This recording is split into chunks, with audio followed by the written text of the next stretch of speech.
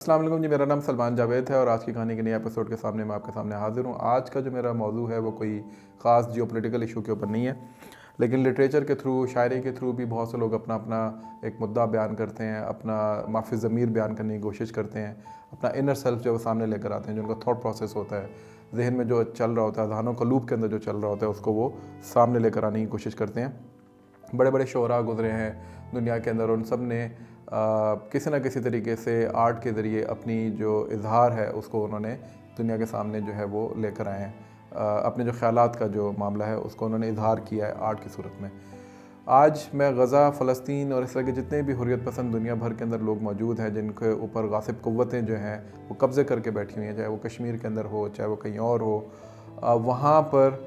کس طریقے سے لوگ جو ہے وہ ریزسٹ کرتے ہیں، کس طریقے سے دنیا کے لیے ایک حمیت کا، حریت کا، غیرت کا استعارہ بن کے ابھرتے ہیں،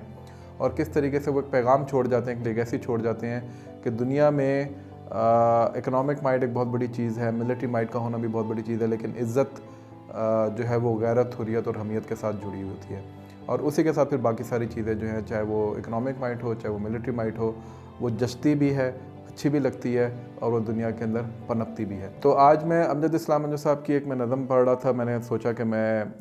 وہ کوئی بھی پیرایا ہو، لیکن وہ خیر وہ نظم اس پیرائے کے اندر بہت خوبصورت مجھے لگی۔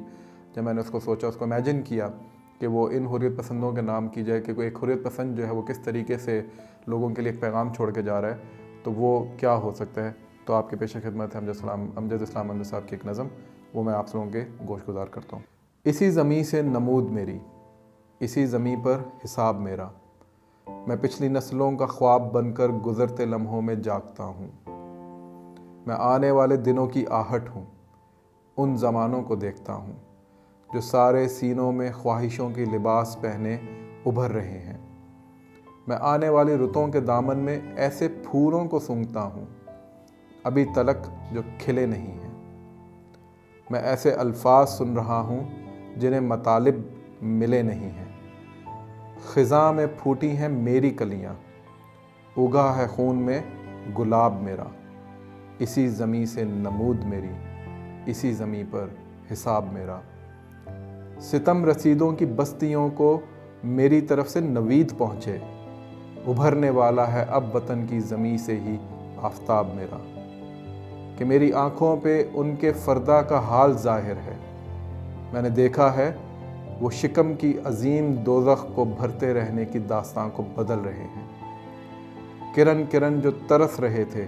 اب ان دریچوں سے دکھ کے سایوں کو قتل کر کے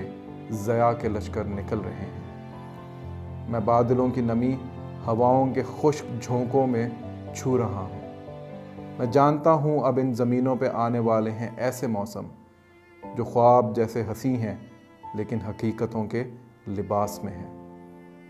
میری طرف سے ستم رسیدوں کی بستیوں کو نوید پہنچے کہ آنے والے دنوں کے دامن میں ان کی خوشیاں بسی ہوئی ہیں، میں ان کو مژدہ سنا رہا ہوں کہ ان کے قصے کا ہی تسلسل ہے باب میرا،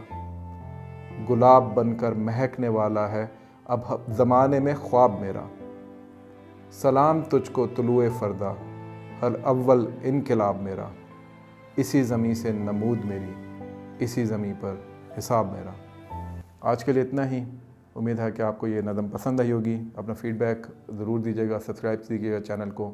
اللہ حافظ۔